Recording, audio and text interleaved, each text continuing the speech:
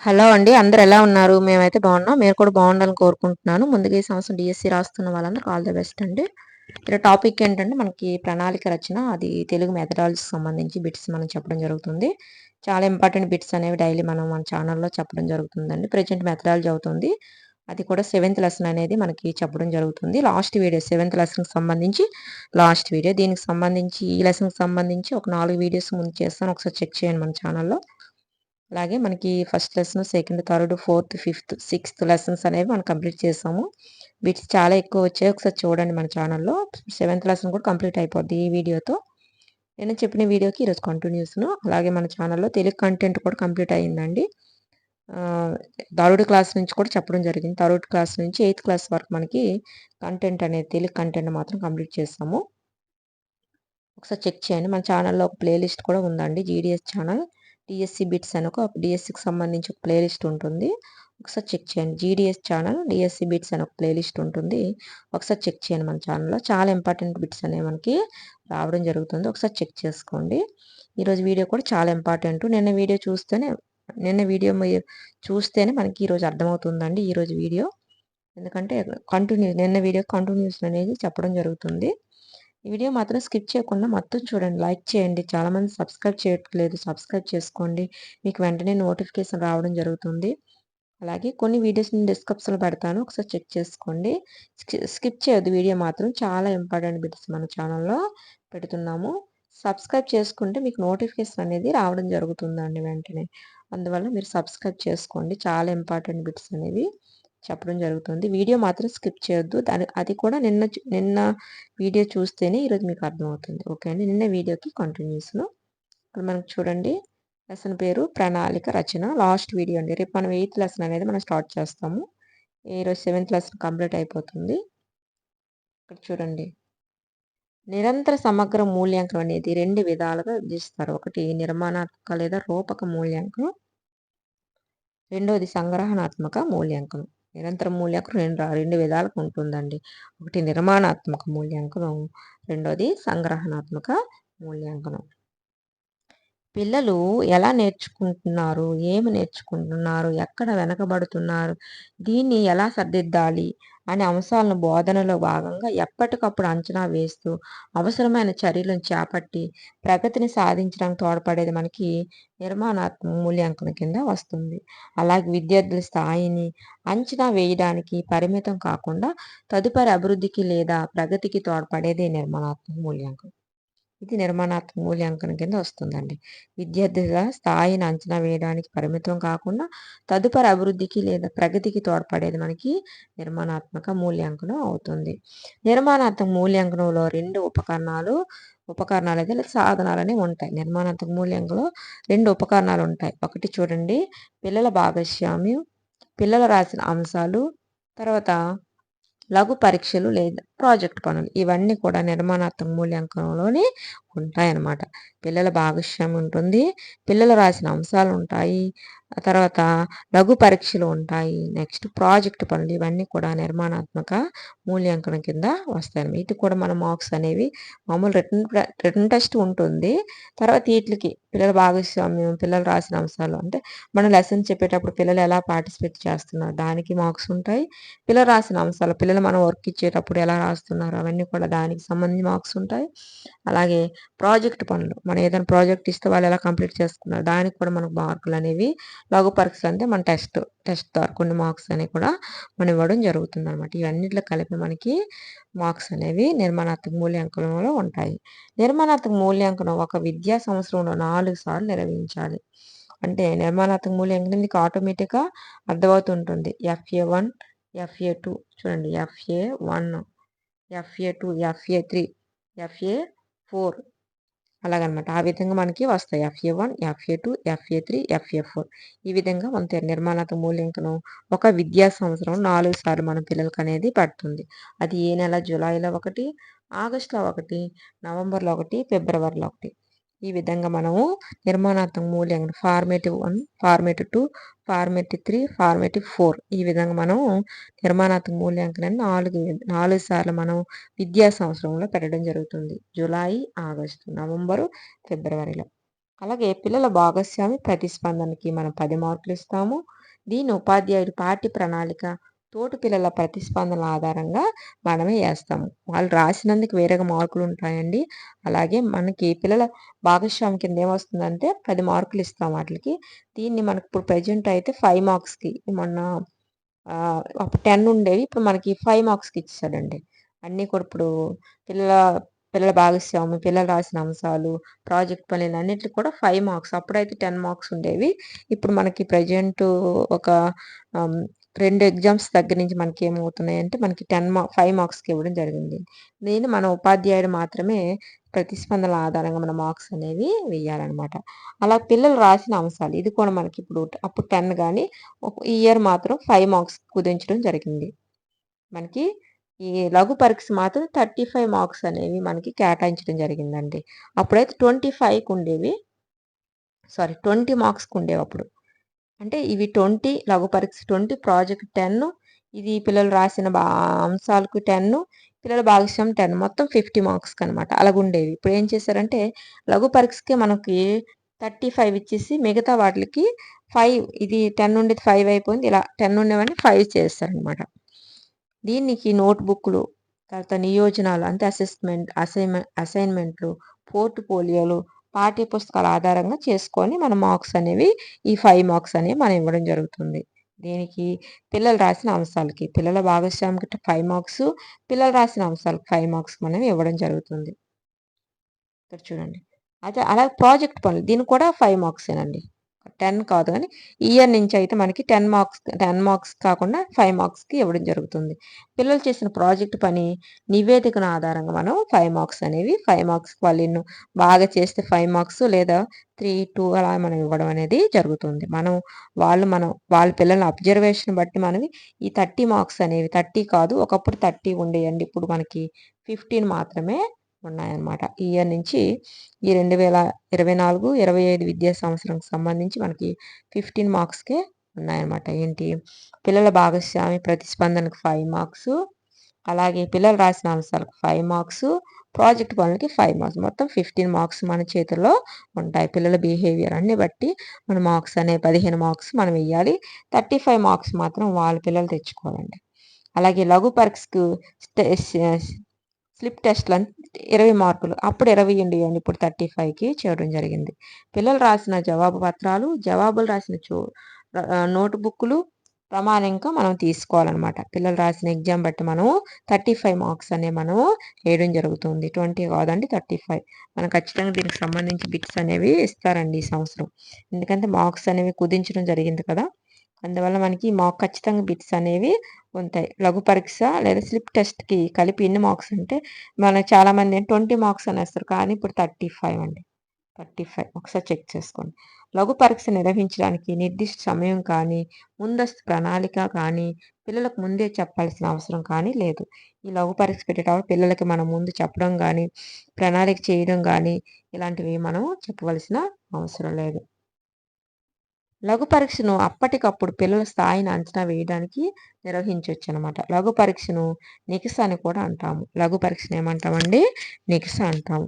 నిర్దిష్ట కాల పరిమితికి నిర్ధారించిన అంశాల ఆధారంగా ఆశించిన భాషా సామర్థ్యాలను ఎంతమంది పిల్లలు సాధించగలుగుతున్నారో లేదా ఒక విద్యార్థి ఎంత మేరకు సామర్థ్యాలను పొందాడో తెలుసుకోవడానికి దోహదపడేది మనకి సంగ్రహణాత్మక మూల్యాంకనం అవుతుంది.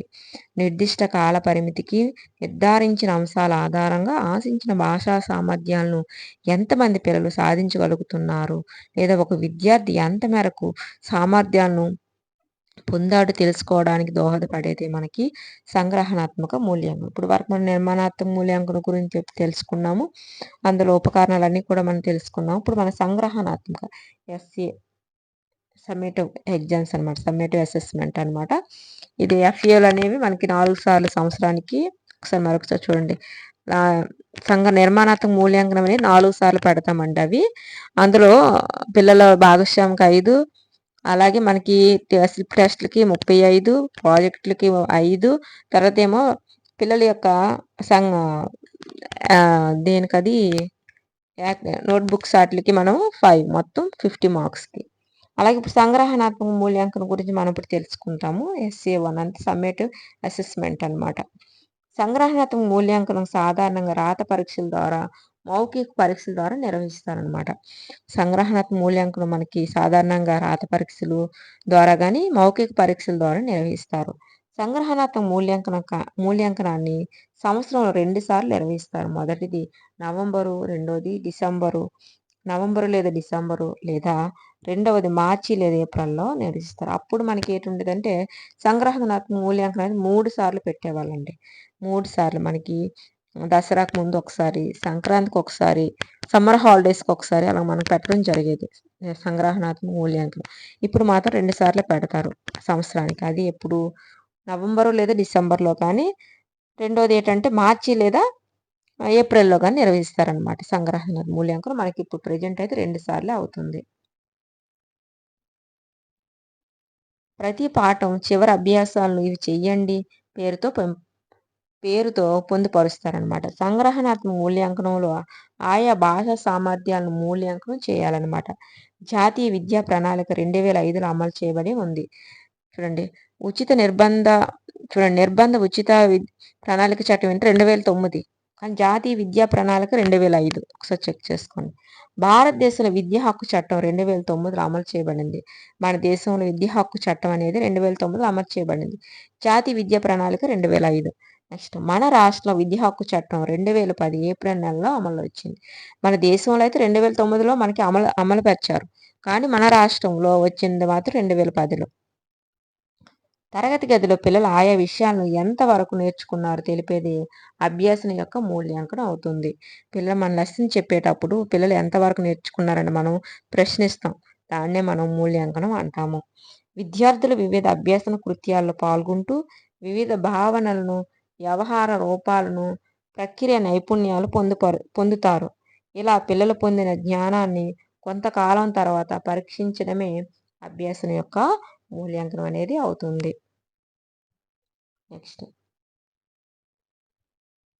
1, 2 తరగతులకు సంగ్రహణ మూల్యాంకనాన్ని 50 మార్కులు నిర్వహించాలి. దీనిలో మౌఖిక పరీక్షకు 20 మార్కులు కేటాయించాలి. ఇక్కడ చూడండి. 1, 2 తరగతులకు సంగ్రహణాత్మక మూల్యాంకనాన్ని 50 మార్కులకు నిర్వహించాలి. దీనిలో మౌఖిక పరీక్షకు 20 మార్కులు మనం కేటాయించాలనమాట. అంటే వాళ్ళు రాయలేరు కదండీ! మనం వాళ్ళని ప్రశ్నలు అడగడం ద్వారా మాత్రమే 20 మార్కులు కేటాయించడం జరిగింది.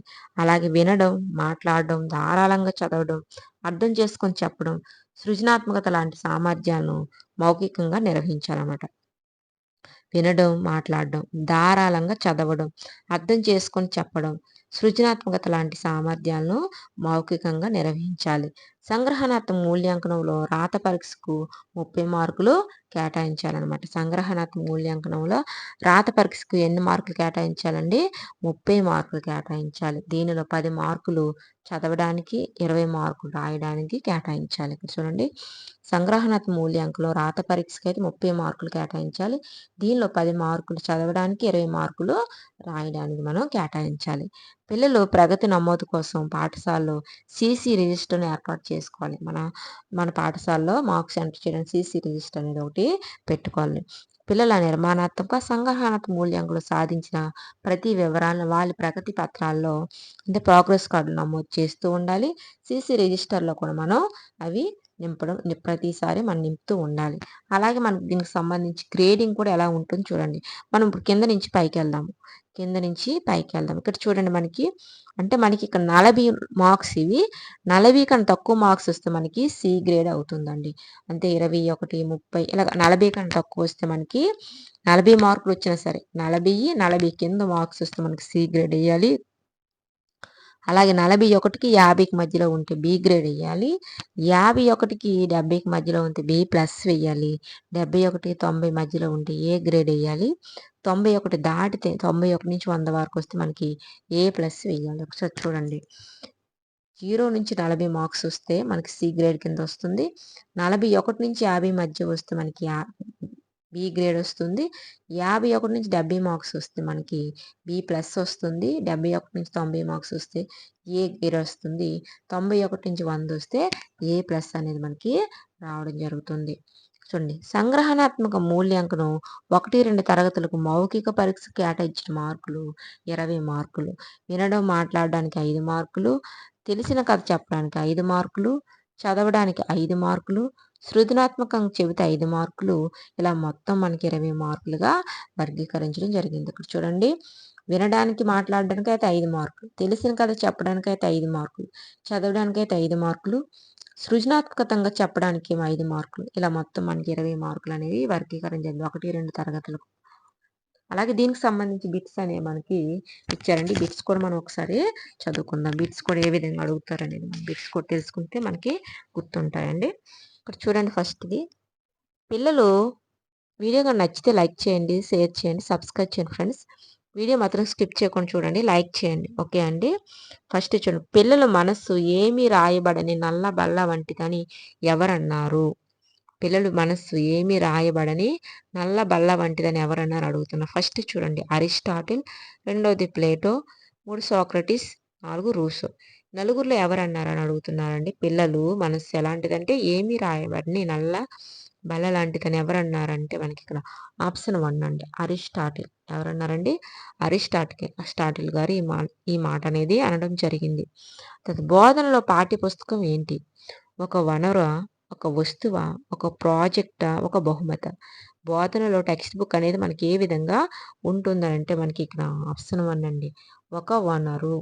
బోధనలో పాఠ్య పుస్తకం అనేది ఒక వనరు. ఉపకరణం విషయ చిత్రీకరణకు, విషయానికి సరైన వాక్యానికి, తొందరగా తేలిగ్గా విషయాన్ని అర్థం చేసుకోవడానికి, శాశ్వతమైన అవగాహనకు ఉపయోగపడుతుందని పేర్కొన్నది ఎవరు?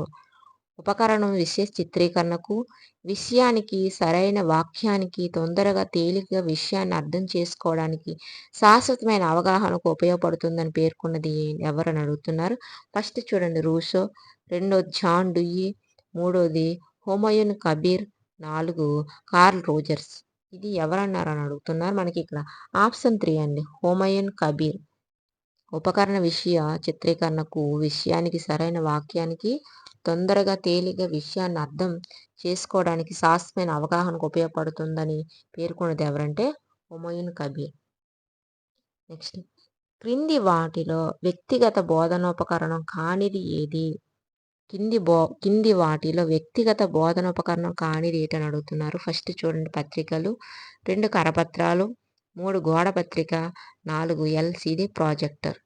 ఈ క్రింది వాటిలో వ్యక్తిగత బోధనోపకరణం కానిదని అడుగుతున్నారు. ఈ 4 మనకి ఆప్షన్ 4 అనేది కరెక్ట్ అవుతుంది. ఇది వ్యక్తిగత బోధనోపకరణం కాదు. మిగతావన్నీ పత్రికలు, కరపత్రాలు, గోడ పత్రిక ఇవన్నీ కూడా వ్యక్తిగత బోధనోపకరణాలు అవుతాయి. నెక్స్ట్. విద్యార్థులకు వినికిడి పరికరాలను సరఫరా చేసేది ఏంటి? విద్యార్థులకు వినికిడి పరికరాలను సరఫరా చేసేది ఏంటని అడుగుతున్నారు. ఫస్ట్ చూడండి. సర్వశిక్ష అభియాన్, రాష్ట్రీయ మాధ్యమిక శిక్షణ అభియాన్, 3 ఎడ్యుషాట్, 4 ఉమ్మడి జాబితా. విద్యార్థులకు వినికిడి పరికరాలను సరఫరా చేసేది ఏంటని అడుగుతున్నారు. విద్యార్థులకు వినికిడి పరికరం సరఫరా చేసేది ఏంటని అడుగుతున్నారు. ఫస్ట్ ఈ 4 మనకి ఇక్కడ ఆప్షన్ 1 అండి. సర్వశిక్ష అభియాన్. విద్యార్థులు వినికిడి పరికరాలను సరఫరా చేసేది సర్వశిక్ష అభియాన్ అండి. నెక్స్ట్. బోధన ఫలవంతం కావడానికి, లక్ష్యం నెరవేరడానికి అవసరమైనది ఏంటి? బోధన ఫలవంతం కావటానికి, లక్ష్యం నెరవేరడానికి అవసరమైనది ఏంటని అడుగుతున్నారు. ఫస్ట్ చూడండి. ఒక నియమిత ప్రణాళిక, 2 సంస్థాగత ప్రణాళిక, 3 యూనిట్ ప్రణాళిక, 4 పాఠ్య ప్రణాళిక. 4 ఏంటంటే మనకి ఇక్కడ ఆప్షన్ 1 అండి. ఒక నియమిత ప్రణాళిక అనేది అవసరం అవుతుంది. బోధన అందరూ కావడానికి, లక్ష్యం నెరవేరడానికి అవసరమైనది ఏంటంటే ఒక నియమిత ప్రణాళిక. ఉపాధ్యాయుడి యొక్క వృత్తిపరమైన తయారీ దీని ద్వారా తెలుస్తుంది. ఉపాధ్యాయుడి యొక్క వృత్తిపరమైన తయారీ దేని ద్వారా తెలుస్తుందని అడుగుతున్నారు. ఫస్ట్ చూడండి. పాఠ్య పథకం, 2 వార్షిక ప్రణాళిక, 3 బోధనోపకరణాలు, 4 టీచింగ్ నోట్స్. దేన్ని బట్టి తెలుస్తుందని అడుగుతున్నారు. మనకి ఇక్కడ ఆప్షన్ 4 అండి. టీచింగ్ నోట్స్ బట్టి తెలుస్తుంది. విద్యార్థి యొక్క వృత్తిపరమైన తయారీ మనకి టీచింగ్ నోట్స్ ద్వారా తెలుస్తుంది. నెక్స్ట్. బోధకులు అభ్యసన కార్యక్రమంలో నిమగ్నమైనప్పుడు వారి సాధనను, ప్రగతిని మాపనం చేయడాన్ని ఏమంటాము? అభ్యాసకులు అభ్యసన కార్యక్రమంలో నిమగ్నమైనప్పుడు వారి సాధనను, ప్రగతిని మాపనం చేయడాన్ని ఏమంటారు అని అడుగుతారు. ఫస్ట్ చూడు మూల్యాంకనం, రెండోది నికష, 3 పరీక్ష, 4 మదింపు. నాలుగింట్లో ఏంటి? అభ్యాసకులు అభ్యసన కార్యక్రమంలో నిమగ్నమైనప్పుడు వారి సాధనను, ప్రగతిని మాపనం చేయడాన్ని ఏమంటారు అంటున్నారు. మనకి ఇక్కడ ఆప్షన్ 4 అండి, మదింపు అంటాము. మదింపు అవుతుంది. 9ది బోధన అభ్యసన ప్రక్రియల ద్వారా విద్యార్థి ప్రవర్తనలో వచ్చిన ప్రవర్తన మార్పుల మొత్తాన్ని తెలిపేది ఏంటి? బోధన అభ్యసన ప్రక్రియల ద్వారా విద్యార్థి ప్రవర్తనలో వచ్చిన ప్రవర్తన మార్పుల మొత్తాన్ని తెలిపేది ఏంటి అని అడుగుతున్నారు. ఫస్ట్ చూడండి మూల్యాంకనం, రెండోది నికష, మూడోది పరిపుచ్చ, నాలుగోది పోర్ట్ఫోలియో. నాలుగింట్లో ఏంటంటే మనకు ఆప్షన్ 1 అండి, మూల్యాంకనం. బోధన అభ్యసన ప్రక్రియల ద్వారా విద్యార్థి ప్రవర్తనలో వచ్చిన ప్రవర్తన మార్పుల మొత్తాలను తెలిపేదే మనకి మూల్యాంకనం అవుతుంది. బోధన అభ్యసన ప్రక్రియలో అతి కీలకమైన భాగం ఏది? బోధన అభ్యసన ప్రక్రియలో అతి కీలకమైన భాగం ఏదని అడుగుతున్నారు. ఫస్ట్ చూడండి సన్నద్ధత, 2 పునఃస్మరణ, 3 మూల్యాంకనం, 4 బోధనోపకరణాలు. చూడండి సన్నద్ధత, పునఃస్మరణం, మూల్యాంకనం, బోధనోపకరణాలు. ఈ నాలుగింట్లో ఏంటని అడుగుతున్నారు. మనకి ఇక్కడ ఆప్షన్ 3 అండి, మూల్యాంకనం. బోధన అభ్యసన ప్రక్రియలో అతి కీలకమైన భాగం ఏంటంటే మూల్యాంకనం.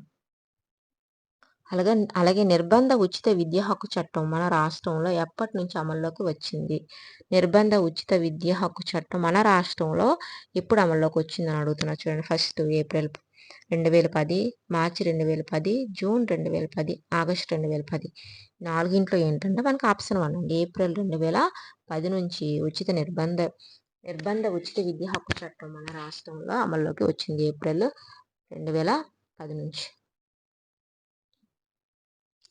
పిల్లల సర్వతోముఖ అభివృద్ధిని అంటే పిల్లల శారీరక, మానసిక, నైతిక, జ్ఞానాత్మక రంగాల అభివృద్ధిని ఏమంటాము? పిల్లల సర్వతోముఖ అభివృద్ధిని అంటే పిల్లల శారీరక, మానసిక, నైతిక, జ్ఞానాత్మక రంగాల అభివృద్ధిని ఏమంటారు అని అడుగుతున్నాను. ఫస్ట్ సంపూర్ణత, 2 సమగ్రత, 3 మదింపు, 4 వికాసం. నాలుగింట్లో ఏంటని అడుగుతున్నారు. మనకి ఇక్కడ ఆప్షన్ 2 అనేది కరెక్ట్ అవుతుంది, సమగ్రత అవుతుంది. నెక్స్ట్ విద్యార్థుల స్థాయిని అంచనా వేయడానికి పరిమితం కాకుండా తదుపరి అభివృద్ధికి లేదా ప్రగతికి తోడ్పడే మూల్యాంకనం ఏది? విద్యార్థుల స్థాయిని అంచనా వేయడానికి పరిమితం కాకుండా తదుపరి అభివృద్ధికి లేదా ప్రగతికి తోడ్పడే మూల్యాంకనం ఏదని అడుగుతున్నారు. ఫస్ట్ చూడండి నిర్మాణాత్మక మూల్యాంకనం, సంగ్రహణాత్మక మూల్యాంకనం, 3 నిరంతర సమగ్ర మూల్యాంకనం, 4 లోప నివారణ మూల్యాంకనం. ఈ నాలుగింట్లో ఏదని అడుగుతున్నారు. మనకి ఇక్కడ ఆప్షన్ 1 అండి, నిర్మాణాత్మక మూల్యాంకనం అవుతుంది. విద్యార్థుల స్థాయిని అంచనా వేయడానికి పరిమితం కాకుండా తదుపరి అభివృద్ధికి లేదా ప్రగతికి తోడ్పడే మూల్యాంకనం నిర్మాణాత్మక మూల్యాంకనం అవుతుంది. నెక్స్ట్ నిర్మాణాత్మక మూల్యాంకనాన్ని విద్యా సంస్థలు ఎన్ని పర్యాయాలు నిర్వహించాలి? మనం నిర్మాణాత్మక మూల్యాంకనాన్ని విద్యా సంవత్సరంలో ఎన్నిసార్లు మనం నిర్వహించాలని అడుగుతున్నారు. ఫస్ట్ చూడండి 2 పర్యాయాలు, 4 పర్యాయాలు, 3 పర్యాయాలు, 4 ఎన్నిసార్లు అయినా నిర్వహించవచ్చు. మనం సంవత్సరంలో ఎన్నిసార్లు మనకి నిర్మాణాత్మక మూల్యాంకనాన్ని ఫార్మేట్ 1 మనం నిర్వహిస్తామని అడుగుతున్నారు. మనకి ఇక్కడ ఆప్షన్ 2 అనేది కరెక్ట్, 4 సార్లు మనం నిర్వహించడం జరుగుతుంది. నిర్మాణాత్మక మూల్యాంకనంలో భాగంగా ప్రాజెక్ట్ పనికి ఎన్ని మార్కులు కేటాయించాలని అడుగుతున్నారు. ఆప్షన్ 5 మార్కులు, మనకి ఇక్కడ 10 మార్కులు, 15 మార్కులు, 20 మార్కులు అన్నారు. నిర్మాణాత్మక మూల్యాంకనంలో భాగంగా ప్రాజెక్ట్ పనికి ఎన్ని నిర్వహించాలని అడుగుతున్నారు. మనకి ఇక్కడ ఆప్షన్ 2 ఇచ్చారు, కానీ అప్పుడు ప్రకారం అయితే ఆప్షన్ 2 కరెక్ట్, కానీ ఇప్పుడు ప్రజెంట్ అయితే 5 మార్క్స్ అంటే 5 మార్క్స్ ప్రాజెక్ట్ పనికి మనకి 5 మార్క్స్ అనే ఇవ్వాలి. ఇప్పుడు ప్రజెంట్ అయితే 2024-25 విద్యా సంవత్సరం ప్రకారం మనకి అయితే 5 మార్కులు, అంతకుముందు అయితే 10 మార్కులు. ఇయర్ ఇస్తే మాత్రం 2024-25 అంటే మాత్రం మనకి ఖచ్చితంగా మనం ఇదే పెట్టండి. ఇయర్ ఇవ్వకపోతే మాత్రం ఇది మనకి పెట్టాలి. ఓకే, ఏ పరీక్ష నిర్వహించేటప్పుడు నిర్దిష్ట సమయం కానీ, ముందస్తు ప్రణాళిక కానీ, పిల్లలకు ముందుగా చెప్పాల్సిన పని కానీ లేదు. ఏ ఎగ్జామ్ పెట్టేటప్పుడు మనం నిర్దిష్ట సమయం కానీ, ముందస్తు ప్రణాళిక కానీ, పిల్లలకు ముందుగా చెప్పాల్సిన పని కానీ ఉండదని అడుగుతున్నారు. ఫస్ట్ చూడండి లఘు పరీక్ష, 2 వార్షిక పరీక్ష, 3 వ్యాకరణ అంశాలపై పరీక్ష, 4 సృజనాత్మక అంశాలపై పరీక్ష. ఈ నాలుగింట్లో ఏంటని అడుగుతున్నారు. మనకి ఇక్కడ ఆప్షన్ 1 అండి, లఘు పరీక్ష. మనకి లఘు పరీక్ష నిర్వహించేటప్పుడు నిర్దిష్ట సమయం కానీ, ముందస్తు ప్రణాళిక కానీ, పిల్లలకు ముందుగా చెప్పాల్సిన పని కానీ లేదు. నెక్స్ట్ నిర్దిష్ట కాల పరిమితికి నిర్ధారించిన అంశాల ఆధారంగా ఆశించిన భాషా సామర్థ్యాలను ఎంతమంది పిల్లలు సాధించగలుగుతున్నారనే విషయం తెలుసుకోవడానికి దోహదపడే మూల్యాంకనం మనకి నిర్దిష్ట కాల పరిమితికి నిర్ధారించిన అంశాల ఆధారంగా ఆశించిన భాషా సామర్థ్యాలను ఎంతమంది పిల్లలు సాధించగలుగుతున్నారనే విషయం తెలుసుకోవడానికి దోహదపడే మూల్యాంకనం మనకి ఇందులో ఏంటని అడుగుతున్నారు. ఫస్ట్ చూడండి సంగ్రహణాత్మక మూల్యాంకనం, నెక్స్ట్ నిర్మాణాత్మక మూల్యాంకనం, నిరంతర మూల్యాంకనం, నిరంతర సమగ్ర మూల్యాంకనం. నాలుగింట్లో ఏంటని అడుగుతున్నారు. మనకి ఇక్కడ ఆప్షన్ 1 అండి సంగ్రహణాత్మక మూల్యాంకనం అవుతుంది. నిర్దిష్ట కాల పరిమితికి నిర్ధారించిన అంశాల ఆధారంగా ఆశించిన భాషా సామర్థ్యాలు ఎంతమంది పిల్లలు సాధించగలుగుతున్నారనే విషయం తెలుసుకోవడానికి దోహదపడే మూల్యాంకనం సంగ్రహణాత్మక మూల్యాంకనం అవుతుంది. నెక్స్ట్ 1-2 తరగతుల విద్యార్థులు సంగ్రహణాత్మక మూల్యాంకనాన్ని ఎన్ని మార్కులు నిర్వహించాలి? 1 తరగతి పిల్లలకు సంగ్రహణాత్మక మూల్యాంకనం పెట్టేటప్పుడు ఎన్ని మార్కులు మనం వాళ్ళకి కేటాయించాలి వాళ్ళకి అంటున్నారు. ఫస్ట్ చూడండి 30 మార్కులు, 100 మార్కులు, 50 మార్కులు, 25 మార్కులు అని అడుగుతున్నారు. ఈ నాలుగింట్లో మనకి ఇక్కడ ఆప్షన్ 3 అనేది కరెక్ట్ అవుతుంది 50 మార్కులకి. 1-2 తరగతుల విద్యార్థులకు సంగ్రహణాత్మక మూల్యాంకనాన్ని ఎన్ని మార్కులు నిర్వహించాలంటే మనకి 50 మార్కులకి నిర్వహించాలి.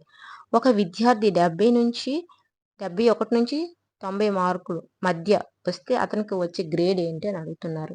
చూడండి ఇవి కూడా అడుగుతున్నారు. ఒక విద్యార్థి 71 నుంచి 90 మార్కులు కానీ వచ్చాయనుకోండి అబ్బాయి మనం ఏ గ్రేడ్లో పెడతామని అడుగుతున్నారు. ఫస్ట్ చూడండి A grade, B grade, A plus grade, B plus grade. మనకి ఏ గ్రేడ్లోకి వస్తావు 71 నుంచి 90 మధ్యలో మార్క్స్ వస్తే అని అడుగుతున్నారు. మనకి ఇక్కడ ఆప్షన్ 1 అండి ఏ గ్రేడ్లో ఉంటాడు అబ్బాయి, ఏ గ్రేడ్లో ఉంటాడండి, ఏ గ్రేడ్లో ఉంటాడు. నెక్స్ట్ లాస్ట్ బిట్ ఈ వీడియోకి సంబంధించి 1-2 తరగతులు విద్యార్థులకు సంగ్రహణాత్మక మూల్యాంకనం మౌఖిక పరీక్షకు ఎన్ని మార్కులు కేటాయించాలి? 1-2 తరగతుల విద్యార్థులకు సంగ్రహణాత్మక మూల్యాంకనంలో మౌఖిక పరీక్షకు ఎన్ని మార్కులు కేటాయించాలని అడుగుతున్నారు. ఫస్ట్ చూడండి 20 మార్కులు, రెండోది 10 మార్కులు, 3 5 మార్కులు, 4 15 మార్కులు. నిర్మాణాత్మక మనకి 1-2 తరగతుల విద్యార్థి సంగ్రహణాత్మక మూల్యాంకనంలో మౌఖిక పరీక్షకు మనకి 20 మార్కులు అంటే ఆప్షన్ 1 అనేది కరెక్ట్ ఉంది. 20 మార్కులు మనం కేటాయించాల్సి ఉంటుందన్నమాట. 1-2 తరగతుల విద్యార్థులకు సంగ్రహణాత్మక మూల్యాంకనంలో మౌఖిక పరీక్షకు మనం 20 మార్కులు అనేవి కేటాయించాలి. ఇదండి ఈరోజు సంబంధించిన వీడియో. ఈ 7th లెసన్కి సంబంధించి మన వీడియో అనేది కంప్లీట్ అయిపోయింది. ఒకసారి చెక్ చేయండి మన ఛానల్లో. రేపు మనం 8th లెసన్ అనేది స్టార్ట్ చేసుకుంటాం. తెలుగు మనకి మెథడాలజీ అవ్వగానే మనం వేరే సబ్జెక్ట్ అనేది మనం చెప్పుకోవడం జరుగుతుంది. ఈ 7th లెసన్ అనేది కంప్లీట్ చేస్తాం. ఓకే అండి. వీడియో లైక్ చేయండి, సపోర్ట్ చేయండి. సపోర్ట్ చేస్తే నేను ఇంకా ఎంకరేజ్మెంట్ మంచి బిట్స్ అనేవి గ్యాదర్ చేసి మీకు చెప్పడం జరుగుతుందండి. చాలా ఇంపార్టెంట్ బిట్స్ మన ఛానల్లో పెడుతున్నాము. ఒకసారి చెక్ చేసుకోండి. మళ్ళీ రేపు మనం 8th లెసన్స్తో మళ్ళీ కలుసుకుందామండి. Okay bye, take care.